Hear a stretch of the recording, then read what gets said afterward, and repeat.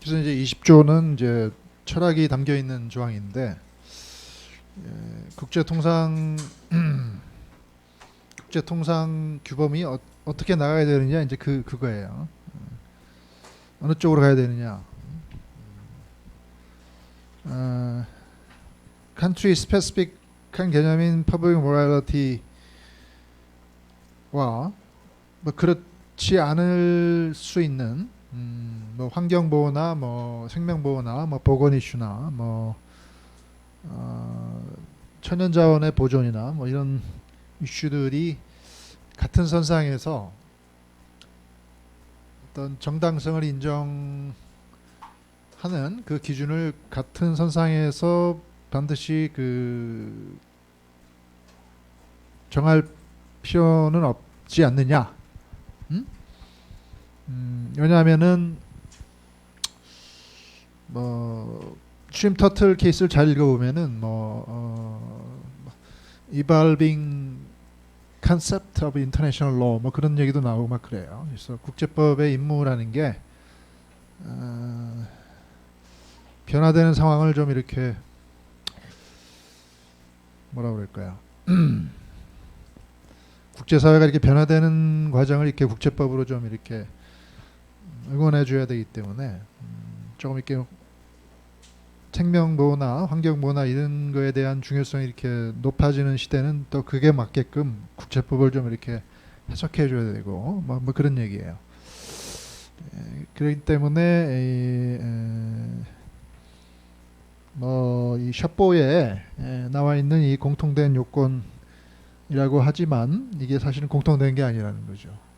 왜냐하면 각 그 패러그래프에 나와 있는 이제 이런 요소들이 서로 다른 차원에서 좀 논해질 수 있는 거기 때문에 그 차원에 입각해서 샤보로 해석해야 되기 때문에 이게 공통된 거로 형식상은 돼 있지만 공통된 게 아니라는 거예요.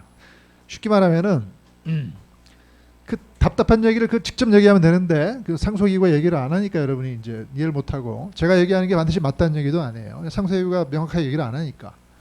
근데 제가 해석하기로는 그래요. 그 공중 도덕을 보호하기 위해서 필요한 조치가 과연 이 arbitrary하게 적용되고 뭐 unjustifiable discrimination인지 아닌지 이런 걸 판단하는 거 하고 좀 더 그 글로벌하고 변화된 사회에 이렇게 맞게끔 국제법이 변화돼야 하는 그런 임무를 지닌 뭐 이런 생명 건강을 보호하기 위해서 필요한 조치가 아비터리하게 뭐 이렇게 적용되고 디스카스 리스트릭션이 아니고 뭐 이렇게 하는 그 기준이 같을 수가 있느냐 이거예요. 다르다는 거죠. 하나는 로컬하는 거고 하나는 글로벌하는 거니까. 그러니까 그런 구별 없이 먼저 뭐 이런 그 어떤 공통된 기준을 뭐 이렇게 해석한다 그러면서 어떻게 그게 적용되느냐 이런 걸 보면서 뭐 자의성이 있고 뭐 정당할 수 없는 차별이 있고 뭐 그런 걸 논해봐야 쓸모가 없다는 거예요. 그래서 먼저 지금 얘기가 로컬한 이슈냐 글로벌한 이슈냐 그걸 먼저 보고 퍼블릭 모랄리티를 보호하기 필요한 조치이면 굉장히 로컬한 거고 컨트리 스페시픽하니까 그게 아비트로하게 적용됐는지 안 했는지를 판단할 때도 마찬가지로 상당히 로컬하게 봐야 되기 때문에 뭐라고 해야 되나 좀 그 나라의 좀 특별한 저 문화나 뭐 모랄리티나 이런 거에 입각해서 그게 아비트로하게 좀 디스카이즈 리스트릭션이 아니냐 그런 걸 봐야 되기 때문에 굉장히 로컬한 입장에서 봐야 된다는 거예요. 국제 공통의 입장에서 보는 게 아니고. 근데 뭐 이런 생명을 보호하고 환경을 보호하고 뭐 이런 것들은 굉장히 글로벌한 퍼스펙티브에서 봐야 되기 때문에 그게 어떻게 아비트로리하게 적용되지 않았느냐 하는 것도 그 퍼스펙티브 자체가 다르기 때문에 좀 객관적인 기준이라고 그럴까 주관적이지 않고 그렇게 봐야 되기 때문에 그 기준이 많이 다를 수가 있는데 어떻게 지금 얘기가 A냐 B냐 하는 거를 먼저 보지 않고 어떻게 적용 자체가 아비트라하게 됐느냐 안 됐느냐 그걸 먼저 어떻게 볼 수가 있느냐 이거예요. 컨텍스트에 맞게끔 그걸 봐야 되지. 그렇기 때문에 뭐 위에서부터 보고 밑으로 내려오는 뭐 그런 거는 잘못됐다. 그렇게 굳이 상소이구가 얘기를 하고 반드시 밑에부터 올라가야 된다. 뭐 그런 얘기를 하는데 그래서 우리가 지금 얘기하는 그 이슈가 subject matter가 어떤 거냐 하는 걸 먼저 보고 그 시각에 입각해서 이 샤보도 이제 같이 이렇게 해석을 해줘야 되는 거죠. 샤보는 이 애플리케이션을 보는 거죠. 애플리케이션. 어떤 그 조치 자체의 목적이 정당하냐? 그거는 아니고 그러한 목적에 맞는 조치를 취했다고는 하는데 그거를 적용할 때 이러이러한 원칙을 지키면서 했느냐 이거예요. 적용할 때 원칙을 지켰냐 이거예요. 목적이 뭐 옳고 그른 거 그건 난 모르겠는데 그 네가 말하는 그 목적하에 조치를 취했다고 하는데 그 적용할 때 이렇게 잘 했느냐 안 했느냐 그걸 보니까 이게 적용의 매너에 관한 얘기고 이거는 그 목적의 정당성에 관한 얘기이기 때문에 서로 분업 관계에 있고 그 두 가지가 다 충족이 돼야만 이제 일반적 예외를 인정받을 수가 있는데 각 목적에 해당되는 그 조치의 그 맥락하에서 그 적용 방식의 정당성도 같이 봐줘야 되기 때문에 글로벌이냐 로컬이냐 뭐 컨트리 스페시픽하냐 그렇지 않느냐 뭐 그런 시각에서 봐줘야 되기 때문에 먼저 이걸 보고 지금 우리가 어떤 얘기를 하느냐 우리 스펙트럼이 우리 저 레이더망이 어디까지 가야 되느냐를 먼저 보고 그 맥락하에서 이제 애플리케이션 매너도 판단해 줘야 된다 그런 얘기라고 저는 이해를 합니다. 그래서 뭐 슈림 터틀이 우리 귀여운 터틀이 이렇게 슈림이 막 위에서 헤엄치면 사실 헤엄치는 게 아니고 막 도망가는 거죠. 그럼 제 터틀이 따라가는데 그게 이제 네트를 던져서 어민들이 이렇게 잡게 되면은 그게 바로 밑에서 터틀이 놀기 때문에 왜 노는지는 잘 모르겠어요. 아마 슈림을 잡아먹는 건지 아니면 뭐 이렇게 떨어지는 부산물을 공유하는 건지 그 슈림을 잡으려고 던졌는데 터틀이 같이 잡히니까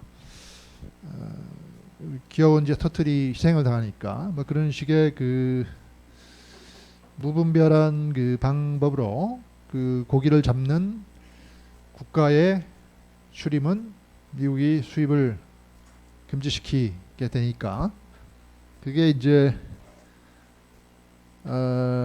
이게 just a natural resource, living resource도 이게 just a natural resource에 해당될 수 있고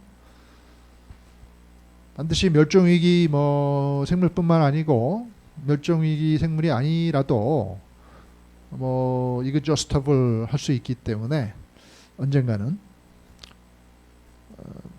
그 터틀을 보호하기 위해서 슈림을 그렇게 잡는 나라의 슈림을 수입 금지시키는 그 조치는 이게 just a natural resource의 컨서베이션과 관련된 조치고 그런 좀 글로벌한 퍼스펙티브로 할까요? 입각해서 과연 그 적용 매너가 아비트러리한지 아닌지 disguise restriction이 있는지 없는지 하는 거 이제 판단해 줘야 되기 때문에 순서는 그렇게 된다 그런 얘기고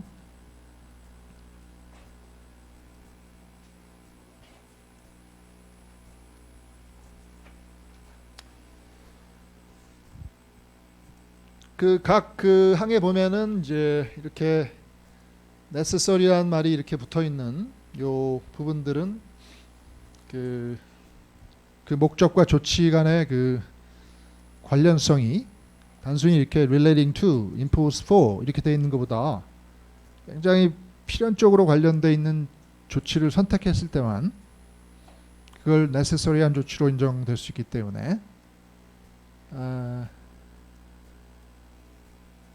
이 necessary를 이제 어떻게 해줘야 되느냐 하는 것도 뭐 여러 판례들이 이렇게 뭐 발전을 해 왔는데, 처음에는 뭐 이렇게 그 상당히 그 뭐라 그럴까요? 충족하기 좀 어려운 크라이테리아로 그 애플렛 바디가 해석을 하면서 적용을 했어요. 그래서 그걸 least inconsistent measure principle이라고 그러는데, 그러면 토틀을 세이브하기 위해서 여러 활용 가능한 이제 방식들이 있죠. 뭐 그렇게 수입한 슈림은 그렇게 생산한 슈림은 뭐 완전히 그 수입 금지 시킨다든지, 아니면 수입은 허용하되 뭐 페널티를 매긴다든지, 아니면 상대방 국가를 이렇게 협력하든지 뭐 설득해가지고 너 그렇게 잡지 마, 터틀이 죽잖아, 그러니까 터틀을 좀 세이브하면서 잡으면 뭐 우리가 경제 협력을 해준다든지, 뭐 국제 무슨 터틀 무슨 보호 체제를 가입해가지고 뭐 우리가 좀 기술을 좀 줄 테니까 너희들이 그런 걸 하지 않게끔 우리가 도와준다든지, 뭐 여러 가지 방법으로 그 터틀을 세이브할 수가 있는데, 그 중에서 가장 그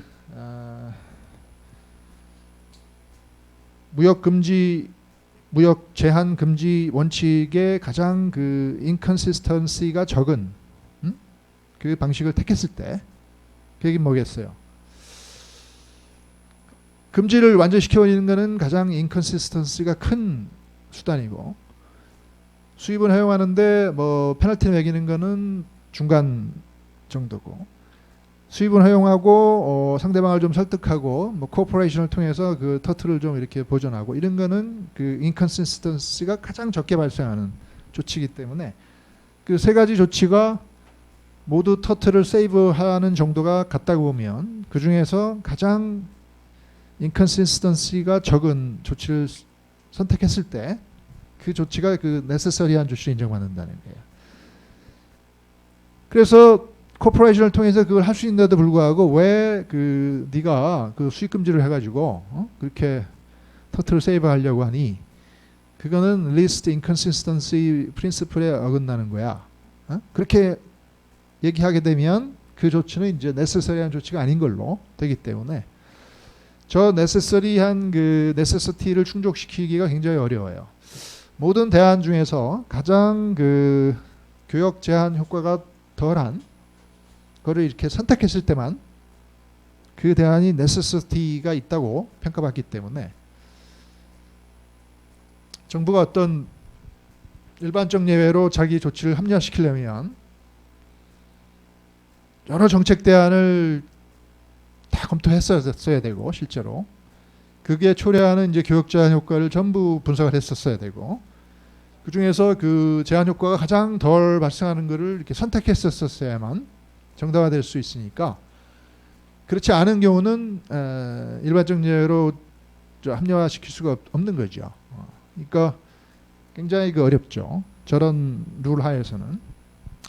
근데 이제 그런 어프로치가 조금 이렇게 비판을 좀 받으면서 환경론자들이나 뭐 이런 그룹에 의해서, 뭐 그렇게 따지면 환경보호를 언제 하느니, 그렇게 하면서 이제 애플렛 바디가 조금 반성을 하면서 이렇게 테스트를 조금 바꾸고 뭐 그러면서 이제 reasonable, available, 뭐 alternative 뭐 이런 걸 얘기하는데, 그렇게 가장 그 교역 제한 효과가 덜 발생하는, inconsistency가 가장 덜 발생하는 그 대안을 선택해야만 necessity가 있다, 그렇게 판단하는 게 너무 그 선진국을 위한 테스트라는 거예요. 왜냐하면 선진국 입장에서는 그 여러 대안 중에서 뭐 어떤 것든지 선택할 수 있어요. 왜냐하면 선진국은 저 자원이 많고 돈이 많고 예산이 많고, 그러니까 뭐 A, B, C 그 대안 다 선택할 수 있어요. 그런데 후진국은 그 세 가지 대안 중에서 그 마지막 세 번째가 가장 교역 제한 효과가 덜 발생한다고 하지만, 그걸 하려면 돈이 많이 들어요. 예를 들면 수입은 허용하고 뭐 상대국 국가하고 코퍼레이션 하면서 뭐 경제 협력도 제공해 주면서 그 나라를 이렇게 꼬드겨 가지고 뭐 목적을 달성, 그런 게 얼마나 그 어렵겠어요, 그죠? 행정 비용도 많이 들고 돈도 많이 들고. 그거는 후진국이 할 수가 없다는 거예요. reasonably available한 alternative가 아니라는 거예요. 그게 객관적으로는 뭐 가장 교역 제한 효과가 덜 발생한다고 하지만 주관적으로는 그 나라 입장에서는 reasonably available 하지 않을 수가 있다는 거죠. 그렇기 때문에 그런 것까지 그 나라가 했어야만 일반적으로 예외가 된다. 그렇게 얘기하는 건 너무하다는 거예요. 그러니까 그 대안이 reasonably available 한지 아닌지도 같이 봐야 되기 때문에 세 가지 중에서 세 번째는 그 나라 수준에서는 reasonably available 하지 않다고 판단이 되면 그 나라는 그 넘버 1, 넘버 2 두 가지 대안 중에서만 초이스할 수 있기 때문에 넘버 1이 아니고 넘버 2를 선택했으면 necessary한 걸로 간주할 수 있다는 거죠.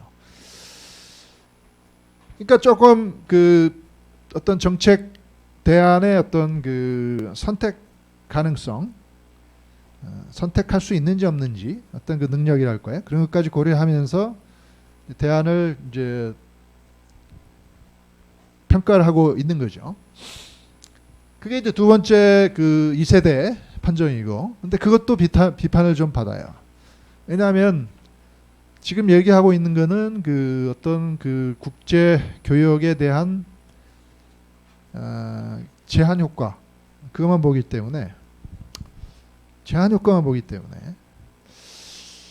뭐 국제 교역에 제한이 많이 발생하는 뭐 규제를 할 수 있는데 그렇다고 해서 그 규제가 만약에 그 자기들이 추구하는 그 정당한 목적을 달성하는 그 이익이 크게 발생하는 조치라면, 코스트도 크게 발생하고 이익도 크게 발생하는 조치라면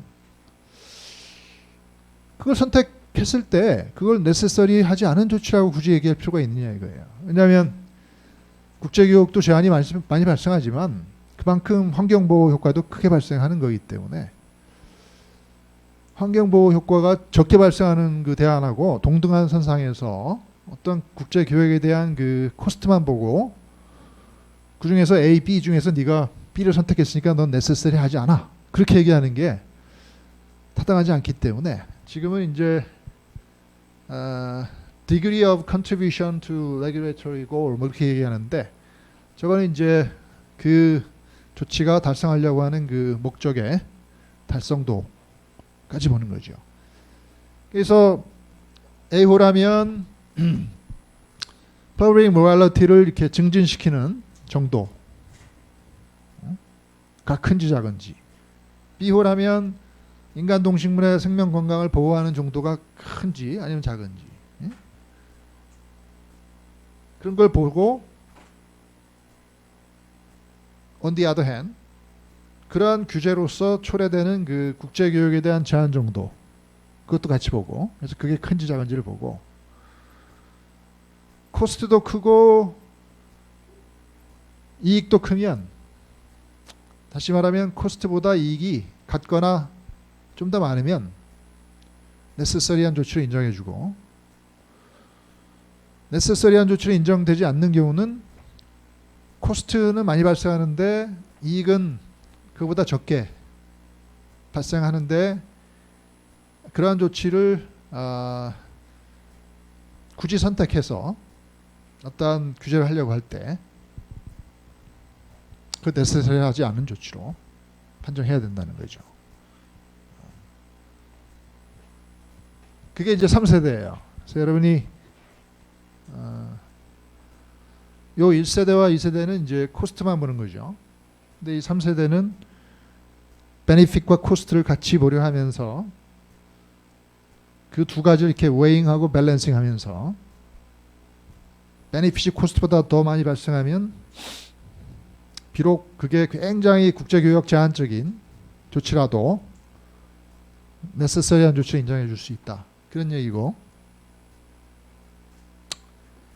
한국이 뭐 이렇게 쇠고기 구분 판매제 이런 거를 이렇게 도입하면서 뭐 외국산 수입 소고기는 이렇게 큰 대형 무슨 쇠고기 판매점이나 이런 데 보면은 이렇게 섹션을 구분해서 거기다 이렇게 수입산 이렇게 표시하게 하고 판매하게 하고, 한우 같은 경우는 뭐 그런 제한 없이 판매하게 하니까 뭐 그게 이제 내외 국민 그 내국민 차별에 해당되니까 국산 쇠고기와 수입 쇠고기 간의 어떤 차별에 해당되니까 이제 제소가 돼가지고 근데 이제 한국이 이걸 정당화시키려고 그랬어요. 이거는 뭐 우리가 뭐 판매 못하게 하는 것도 아니고 판매하게 하는데 그 대신 이제 구분해서 섹션을 구분해서 수입 쇠고기 파는 그 판매 섹션이다 이렇게 구분하게 하고 또 수입 쇠고기 전문점에만 팔게 하고 그렇게 하는 거는 뭐 그 제한하는 게 아니고 소비자의 알 권리라든지 뭐 그래서 그냥 이렇게 사람들이 수입 쇠고기 파는 거군 이렇게 그냥 알게끔 하는 거고 뭐 그게 그렇게 네세서리하지 않은 조치로 이렇게 판정될 수는 없다. 뭐 그렇게 했는데 그 거기에서 발생하는 그 교역 제한 효과가 상당히 있어요. 왜냐하면 지금은 좀 그렇지 않을 수 있는데 사람들의 인식이 옛날에는 뭐 이렇게 쇠고기 수입 쇠고기 전문점에 가서 사람들이 쇠고기 사고 그러면 사람들이 막 손가락질하고 저 사람은 애국자가 아닌가 봐 그러고 뭐 이렇게 눈치 주고 그러니까 뭐 그 수입 쇠고기가 잘 안 팔려요. 한우는 뭐 그런 제한이었고 그러니까 거기에서 발생하는 이제 코스트가 기업의 어떤 코스트가 크죠. 근데 그 베네핏은 뭐냐 이거 베네핏. 베네핏이라는 게 뭐겠어요? 굳이 그렇게 구분 판매를 해놓고 그 어떤 뭐 수입 쇠고기라는 걸 뭐 그렇게 안 해도 그죠? 그냥 포장에다 쓰면 되잖아요. 패키지에 쓰고 뭐 수입산, 국내산 뭐 이래가지고 이렇게 딱딱 하면 소비자들이 뭐 같이 이렇게 보면서 확인하고 살 수 있는데 굳이 그 딱딱 섹션을 구분해가지고 그렇게 팔게 하는 게 뭐 베네핏이 뭐 그렇게 크겠어요? 뭐 어느 정도 베네핏은 있겠죠. 확실한 저쪽 섹션에는 이제 수입 쇠고기만 파는군. 저 판매점은 전문점이군. 수입 쇠고기. 그렇게 사람들이 인식할 수 있으니까 뭐 확실하게 그 수입산에 대한 인식이라든지 뭐 그런 걸 인식할 수는 있겠지만 거기서 생기는 베네핏이 크다고 말할 수 있겠어요? 교역 제한 효과보다는 적단 말이에요. 그러니까 그런 이제 weighing and balancing 테스트에 의해서 그게 이제 정당화될 수 없다. 그렇게 이제 판정이 났는데 아무튼간에 그래서 우리나라 이제 수입 쇠고기 그 구분 제도, 구분 판매 제도를 없애버렸죠. 이행을 해야 되니까. 근데 이제 브라질 타이어나 이런 케이스를 보면은 이게 좀 더 변형이 돼가지고 어떻게 이제 얘기를 하냐면은 뭐 이렇게 기본적으로 weighing and balancing이에요. 어떤 조치가 달성하려는 목적에 대한 기여도, 베네핏이죠. 그다음에 trade restrictiveness, 이건 코스트죠. 이 두 가지를 이렇게 weighing and balancing을 하는데 그래서 베네핏이 마이너스 코스트. 그게 이제 플러스가 되면 전체적인 피규어가 플러스가 되면 necessary인 거고 마이너스가 되면 necessary 하지 않은 거고 weighing and balance 테스트죠. 근데 뭐라고 하냐면 possible alternatives를 이제 고려해야 되는데 이게 이제 그 제소를 한 측에서 이제 alternative를 이렇게 제시하면서 야, 베네핏 코스를 떠나서 뭐 이런 대안을 너희들이 선택할 수 있었는데 왜 굳이 그걸 했어?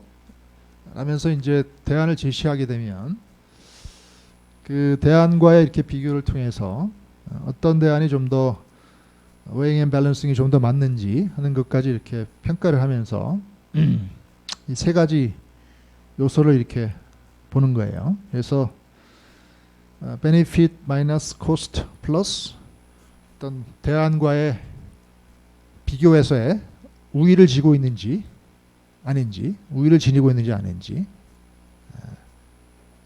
하면 equal 무슨 피규어가 나올 거 아니에요?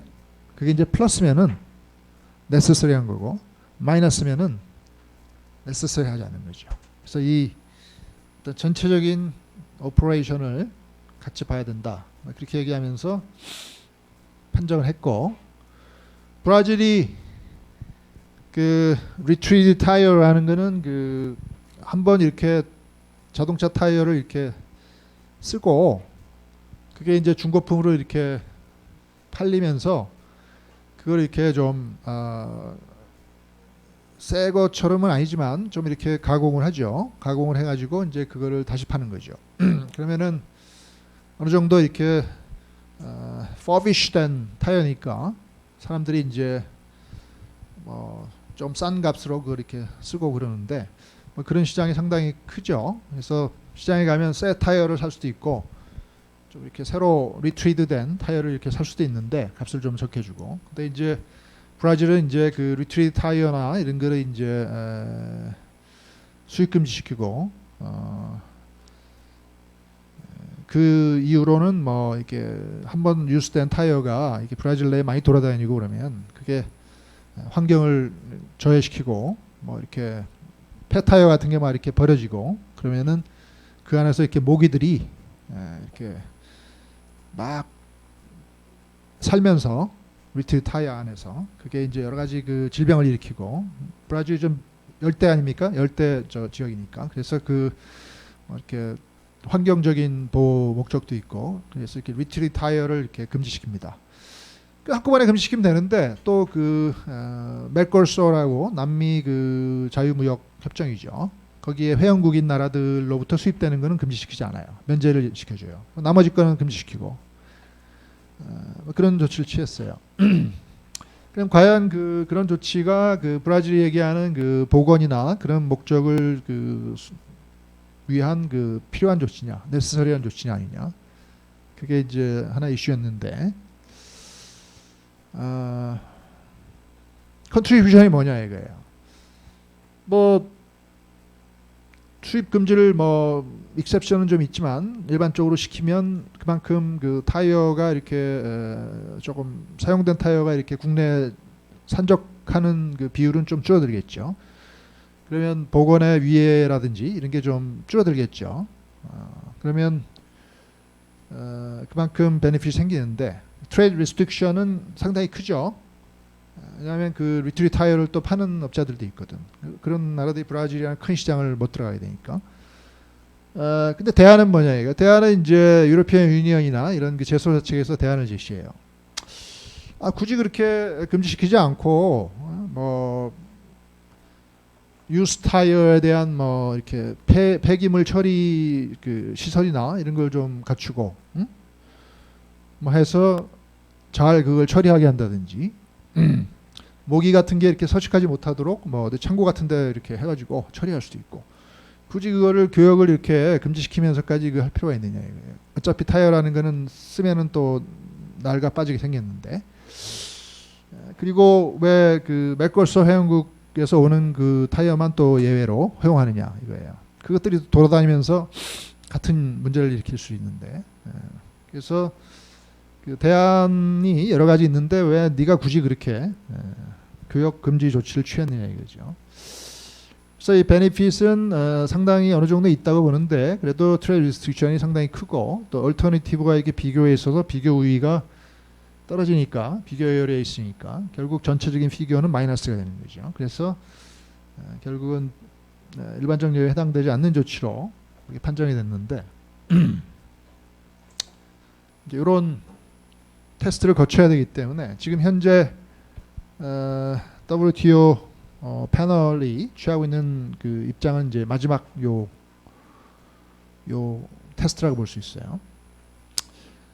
그때 이제 necessary한 말이 없는 다른 항 같은 데서는 뭐 relating to 이렇게 돼 있기 때문에 그 뭐 이런 복잡한 테스트를 거칠 필요 없이 지금 취하는 조치가 그 목적에 이렇게 연관돼 있기만 하니까 연관돼 있기만 하면 되니까 뭐 여러 가지 대안이나 아니면 뭐 베네핏과 코스트에 대한 비교 필요 없이 내가 지금 이런 조치를 취하면 그런 목적이 달성되는데 조금이라도 기여가 돼 하는 걸 보이고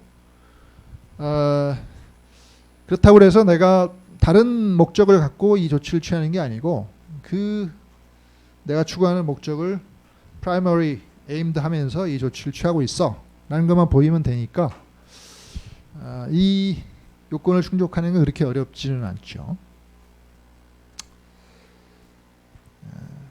그래서 이 ABC 세 예외의 경우는 이제 요 목적과의 이 필수적인 관련성을 입증할 때 weighing and balancing과 alternative의 비교를 통한 세 가지 요소의 홀리스틱한 오퍼레이션을 입증해 줄 수 있을 때 정당성이 인정받는 거고, 나머지 거는 뭐 그렇게까지 필요 없고 내 주요 목적이 그거야, 그 목적이야 라는 그 최소한의 관련성만 입증해 주면 되니까 비교적 용이하다고 볼 수 있죠.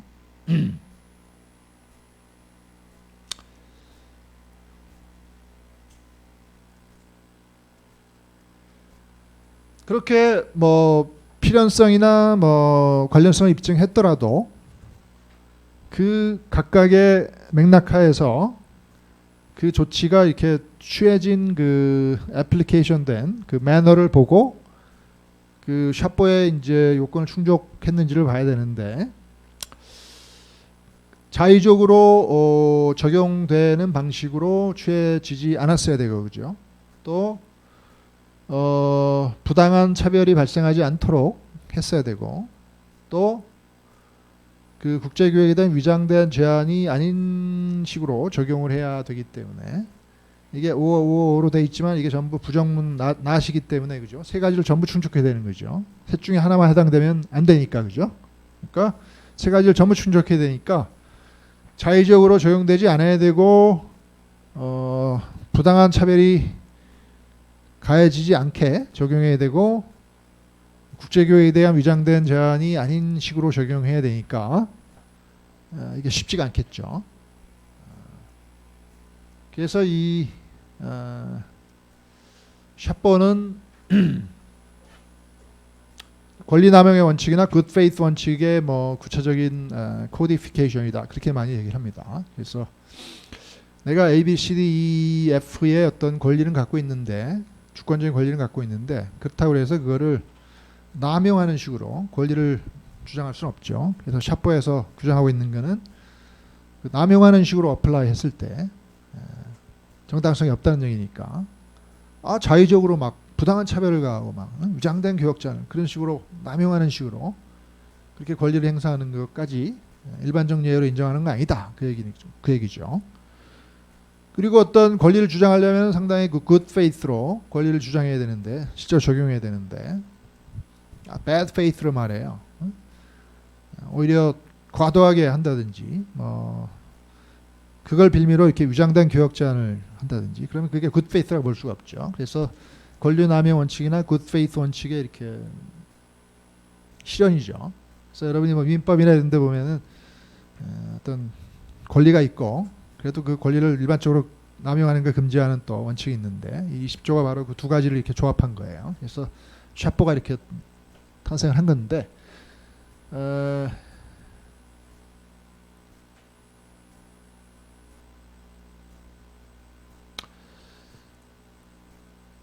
뭐 이 concealed and announced and 조치 취하지 말아야, 이제 요게 그 위장된 교역 제한이 발생하지 않게 해야 된다. 그거에 대한 이제 구체적인 그 기준입니다. 그래서 어떤 정당한 조치를 취해도 그 자기만 그 기준을 알고 그걸 어나운스 하지도 않아요.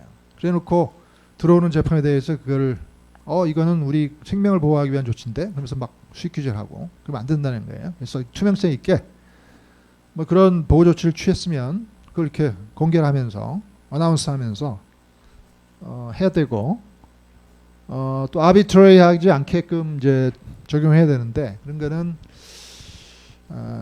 우리 그 슈림 터틀이나 이런 케이스에서 보면 뭐 터틀을 이렇게 익스클루전 하는 테크놀로지로 뭐 슈림을 잡는 국가의 슈림은 수입 허용하고, 그런 식으로 안 잡는 국가의 뭐 슈림은 수입 금지하고, 이렇게 되면은 너무 그 적용 자체가 플렉서빌리티가 없이 너무 리지드하게 된다는 거죠. 예를 들면 뭐 말레이시아다.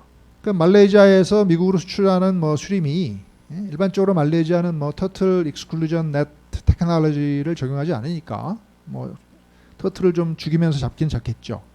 그렇더라도 어떤 어민이 수림을 잡았는데 거기에는 터틀이 안 놀고 있어요, 밑에. 그럼 슈림 잡을 때 그냥 슈림만 잡은 거 아니겠어요? 또 어떤 지역에는 뭐 슈림 밑에 터틀이 안 놀 수도 있고, 말레이시아 같은 말레이시아라도.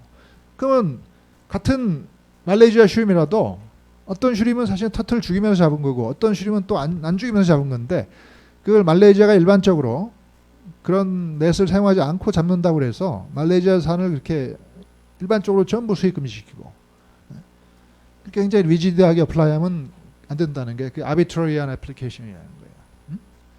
구체적으로 뭐 이렇게 보면서 뭐 예외라든지 이런 걸 많이 해가지고 좀 이렇게 플렉서블하게 적용되도록 해야 되는데 뭐 일반적으로는 그렇게 금지시키지만 뭐 구체적인 상황이 뭐 아니면 그 구체적인 뭐 수출자가 그런 터틀을 뭐 죽이지 않고 잡는 뭐 그런 슈림이라면 그거는 뭐 수입을 허용한다든지 그렇게 좀 플렉서블하게 이렇게 운영해야 되는데 너무 그렇게 싱글 크라이테리아로 리지드하게 without exception 그렇게 적용하게 되면 그게 arbitrary 하게 되는 거고 미리 좀 국제 협력이나 뭐 이런 그 국제 협약이나 이런 걸 통해서 뭐 터틀을 보호하거나 뭐 그런 식으로 이렇게 설득하면서 상대방을 이렇게 유인할 수도 있고 뭐 그런데 뭐 그런 노력 없이 갑자기 이렇게 딱 금지시키고 뭐 그런 거 그렇게 되면은 이제 셔보에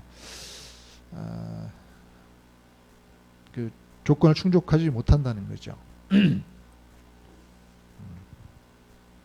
그래서 결국 일반적 예외 사유에 해당되지 않는다. 그렇게 이제 appellate body는 판정을 했는데, 그래서 이제 그 케이스가 많은 이제 국제적인 또 비난도 받습니다. 그러면 뭐 터틀을 보호하지 말란 말이냐? 그래서 환경 단체들이 막 난리치고 막 그랬는데, 근데 우리가 이제 이 케이스를 보는 그 두 가지 시각이 있어요.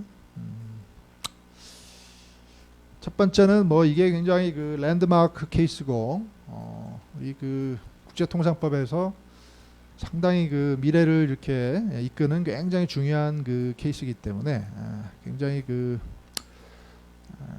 중요한 그 필로소피컬 그 프레임워크를 새로 놓은 케이스다. 그렇게 해석하는 게 굉장히 칭송하는 이 사건을 굉장히 칭송하는 이제 견해죠. 뭐 단순히 뭐 이렇게 exhaustive natural resource 이런 게 뭐 이렇게 non-living resource만 보는 것도 아니고 living resource면 다 exhaustive 할 수 있으니까 뭐 굉장히 광범위하게 이렇게 보면서 태양도 exhaustive 한 거 아닌가요? 뭐 몇 백만 명 광년 후에는 태양도 없어지는 거 아니에요? 그렇기 때문에 뭐 거의 모든 자연 보호 조치들이 exhaustive natural resource의 보존을 위한 뭐 규제가 될 수 있고 하기 때문에 반드시 이게 뭐 반환경적인 판례가 아니고 오히려 친환경적인 판례이기 때문에 그리고 이렇게 evolving international law 이렇게 언급하면서 상당히 그 국제법에 좀 contemporary task나 이런 것도 어텐션을 하면서 20조의 그 적용 그 범위를 좀 넓히고 그랬기 때문에 통상법이 너무 이렇게 반환경적으로 가지 않는 이렇게 에코 프렌들리하게 가는 계기가 된 판례라고 이제 해석하는 견해도 있고 사실 이 케이스에서는 뭐 미국의 조치가 정당화되지 못했지만 그걸 거꾸로 보면 뭐 이런 기준들을 이렇게 충족하면 얼마든지 환경 보호를 할 수 있다는 거거든요. 그죠? 얼마든지 할 수 있다는 거예요. 그래서 뭐 비록 교역 제한이 크더라도 목적에 대한 기여도가 그보다 더 큰 조치 그런 경우 그 필요한 조치로 얼마든지 인정받을 수 있고 그러한 조치를 그 권리 남용과 good faith 기준에만 부합하도록 적용하면 된다는 얘기니까 그리고 어나운스하면서 적용하면 된다는 거니까 웬만하면은 환경 보호 조치가 아무리 차별적으로 되고 아무리 시장 개방을 막고 하더라도 저런 기준에 맞게끔 실시가 되면 정당화될 수 있다는 얘기니까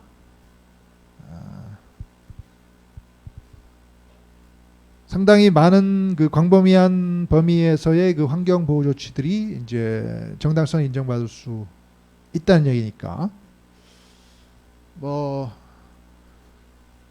좀 이렇게 디테일한 부분을 이렇게 좀 공부를 하지 않고 사실은 많은 이제 환경단체들이 뭐 비난을 많이 했는데, 왜냐하면 결과가 미국 조치가 이렇게 불법이라고 판정이 났기 때문에.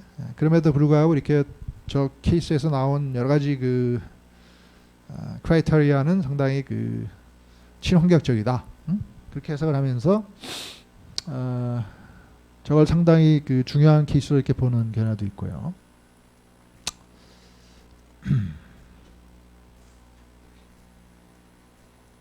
또 하나의 견해는 한번 이걸 보세요. 이거 생각해 보세요.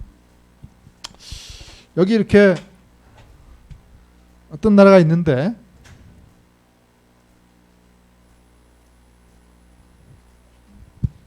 이게 어떤 나라인지 다 알죠.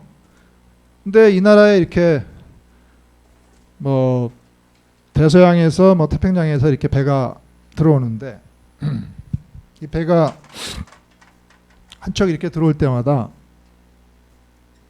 이게 탱커거든. 탱커가 뭐예요? 기름을 실어 나르는 배죠. 이 탱크가 한 대 들어올 때마다 이 터틀이 1000마리씩 죽어요.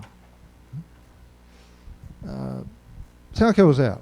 뭐 이렇게 페트롤림이나 이런 거를 운반하고 뭐 생산하고 가끔 해양 사고도 나고 오일 스필 되고 이럴 때마다 얼마나 터틀이 많이 죽겠어요, 그죠? 그래서 저 나라의 주요 비즈니스는 저 탱커가 왔다 갔다 하면서 이제 그걸 가지고 이제 저 나라가 이렇게 커다란 국부를 유지하면서 이제 사는 건데, 그죠? 여기 조그마한 이제 마을이 이렇게 있어가지고 여기 이렇게 터틀 보호 단체들이 막 이렇게 생기면서 우리 터틀을 보호해야지 그러면서, 그죠? 전체 나라는 배 한 달 들어올 때마다 1000마리씩 터틀을 죽이면서 우리 귀여운 터틀 뭐 그러면서 이렇게 어떤 그 아시아의 이렇게 작은 나라, 그죠? 작은 나라가, 이 나라는 주로 이렇게 슈림을 잡으면서 그 나라의 그 생존을 유지하고 있는 나라인데, 그걸 수출하면서 너희들 슈림 잡을 때 그 터틀을 왜 죽이면서 잡아 그러면서 너 죽으면서 잡은 터틀이니까 내가 죽으면서 잡은 슈림이니까 내가 수입을 안 할 거야. 사실 그 이 나라의 시장이 없으면 그 나라는 상당히 그 트레이드 하기가 상당히 어려운 상황인데 그러면서 이거를 규제하는 거예요. 이렇게. 너희 슈림 못 들어와 이렇게 얘기하고 있는 거니까. 근데 이제 국제법은 20조는 뭐라고 얘기냐면은 그렇게 규제를 해도 돼 이거죠. 어떤 경우에 베니핏이 코스트보다 크고 아비트러에게 적용되지 않고 어나운스드 하면서 하면 그런 규제를 할 수 있다는 얘기니까 뭐 이렇게 탱커가 들어오면서 죽이는 그 이 부분은 커버를 못하는 거죠. 그러니까 우리가 얘기하는 20조라는 게 그렇게 넓은 건 아니에요, 그죠? 굉장히 커다란 부분을 커버하는 건 아니고 사실은 이 우리가 게트에서 얘기하는 수입 금지나 시장 개방이나 뭐 그런 거에 대한 일반적 예외를 또 규정하는 거기 때문에 더 큰 이제 환경 이슈는 보지 않고 그 부분을 이제 정당화시키는 하나의 20조이기 때문에 과연 이제 이게 과연 정의에 맞느냐 그런 생각을 여러분이 할 수 있어요. 그러니까 그리고 사실 이게 터틀이 미국 쪽으로 오지도 않는데요. 터틀이 미국 쪽으로는 안 온대요. 이게 미국이 아마 양쪽 해안이 이렇게 상당히 깊고 이렇게 절벽이 있고 그래서 못 들어오는 모양이에요. 주로 이렇게 아시아나 그런 작은 나라에는 막 돌아다니는데, 그러니까 이제 그 사람 이름까지 얘기하기 좀 그런데 게리 홀릭이라고 있어요. 게리 홀릭.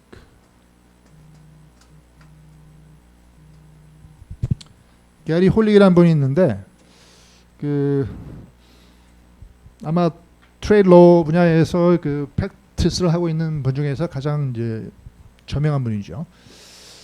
그 게리 홀릭 변호사를 제가 얼마 전에 만났는데 근데 그분이 그렇게 얘기하더라고.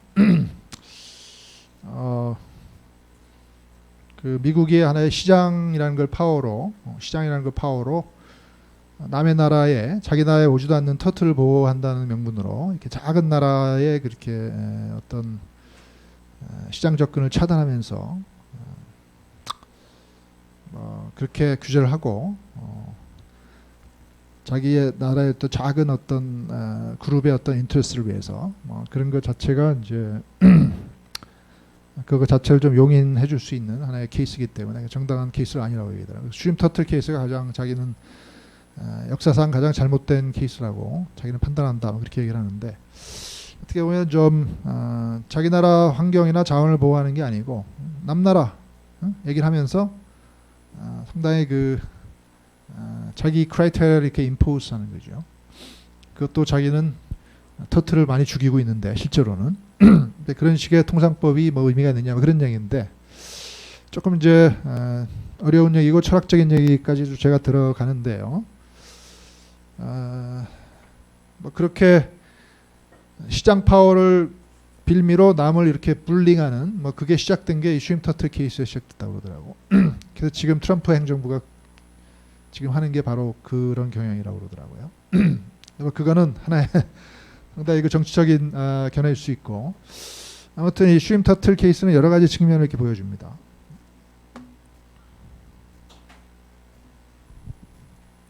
우리가 생각할 수 있는 가치, 밸류나 이런 것들이 굉장히 많은데, 그리고 다른 통상법 말고도 다른 국제법 에어리어들이 굉장히 많기 때문에 뭐 이런 전체적인 문제를 해결하려면 사실은 국제환경법도 있어야 되고 뭐 그 인권법도 있어야 되고, 그죠?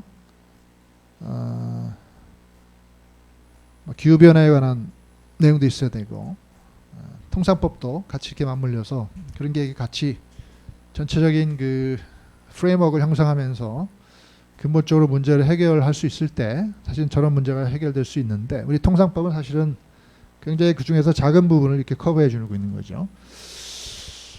그게 너무 이렇게 앞서 나간 것도 바람직하지 않아요. 다른 부분이 이렇게 정체해 있는데, 그래서 어떻게 저 20조가 적절히 스피드를 내면서 그 어떻게 해석될 때 그게 올바른 해석이냐 하는 걸 많이 생각하게 해주는 케이스입니다.